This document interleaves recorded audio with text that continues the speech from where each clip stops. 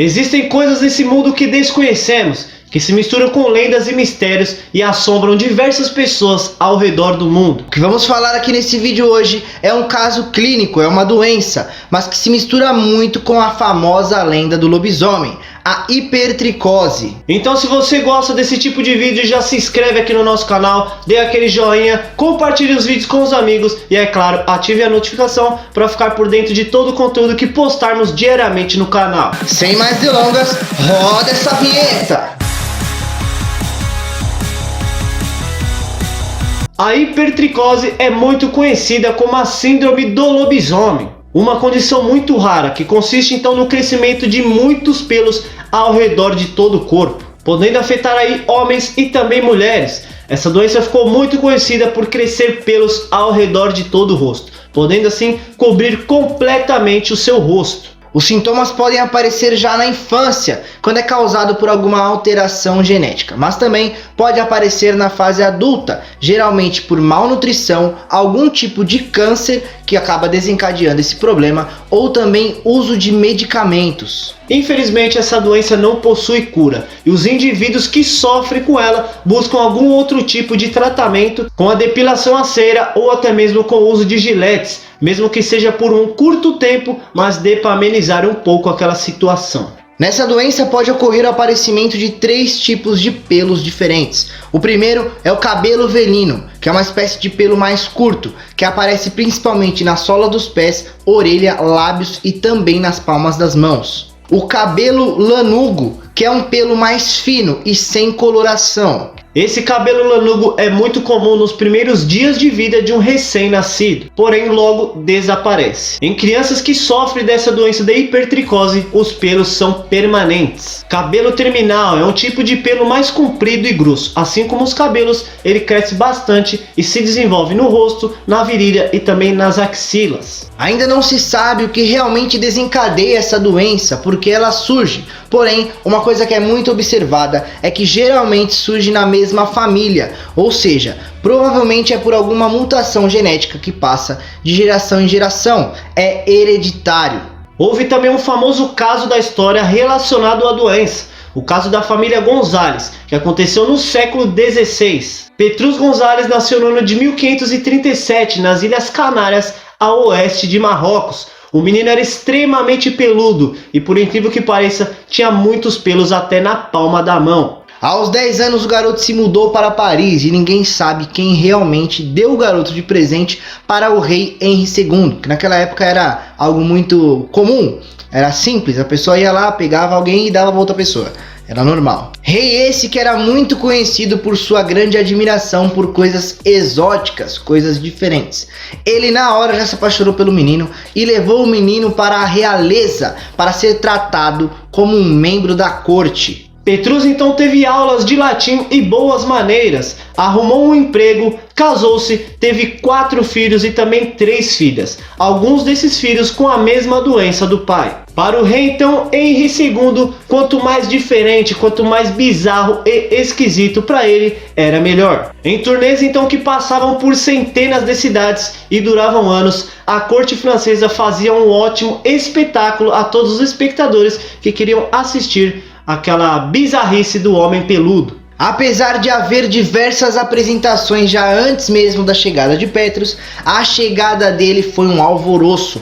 Todo mundo ficou maluco, porque não sabia o que fazer com o menino. A princípio, pensaram em levá-lo para o zoológico, ou talvez treinar ele ali para ser um bobo da corte, como se fosse um bobo da corte, assim como fizeram com os anões. Porém, o rei Henri II tinha outros planos para o garoto. Além de um humano com cara de lobo, com cara de lobisomem, ele queria uma pessoa com comportamento mais nobre. Petrus foi nomeado como assistente do carregamento do pão do rei. E também uma caverna foi construída para o garoto em um dos parques da realeza. Na época eles alegaram que era para o garoto sentir menos saudade de casa, mas é claro que eles fizeram isso aí somente para aguçar ainda mais o público, para a galera ficar mais alvoroçada para ir lá visitar o garoto. O primeiro registro da sua chegada à Europa foi na corte francesa do Duque de Ferrara. Um rapaz que trabalhava para ele mandou a carta a seu mestre. A carta dizia: o rei está com um menino de cerca de 10 anos, nascido na Índia, e com o rosto coberto de pelos, exatamente como as pinturas dos homens selvagens da floresta. Os pelos têm cerca de 5 centímetros de comprimento e são tão finos que é possível então identificar e ver todos os traços de seu rosto. A carta continuava: o pelo é extremamente louro claro, assim como de um antílope, e tem um cheiro bom. Mas o pelo deixou frustrado, porque aqueles que o cuidavam deram ele para a majestade. Mais tarde, Gonzales virou secretário confidencial do rei, casou-se com uma mulher e teve aproximadamente 7 filhos. Um deles chamado Hércules, que veio a falecer muito cedo e que ninguém sabe até hoje sobre sua aparência. Entre eles, Paulo não era peludo, porém as outras 3 meninas herdaram a aparência do pai. Entre 1580 e 1590, eles viajaram ao redor da Europa e na Suíça foram examinados por um médico que inclusive escreveu um livro fazendo anotações sobre os Gonzales. Nas anotações do médico dizia que em Paris existia um homem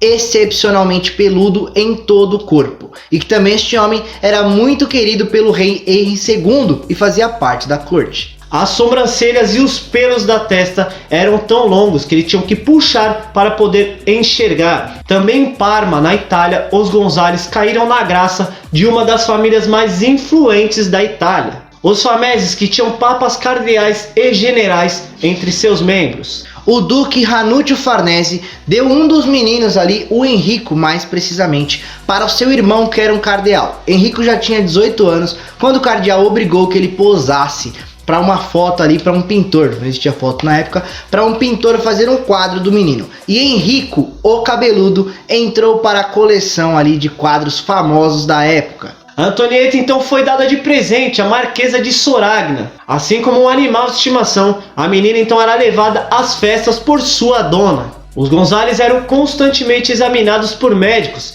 e tiveram seus retratos pintados diversas vezes. Apesar dos bons modos de serem tratadas como membros da corte, as meninas não tiveram a mesma sorte que o pai, e elas eram constantemente tratadas como animais, selvagens, aberrações pela maioria das pessoas. Uma morreu ainda quando criança e a outra se casou. A terceira menina não temos informação do que aconteceu com ela. Mais recentemente houve também um caso na Espanha de crianças que desenvolveram essa síndrome, principalmente pela troca de medicamentos. Uma indústria farmacêutica trocou ali o rótulo de 2 drogas, uma recomendada para quem tem alopécia e a outra fórmula que contém omeprazol, muito recomendada para quem tem refluxo gástrico. Logo que os pais começaram a administrar esses medicamentos nas crianças, elas desenvolveram a síndrome da hipertricose, criando cabelos ali ao redor do corpo.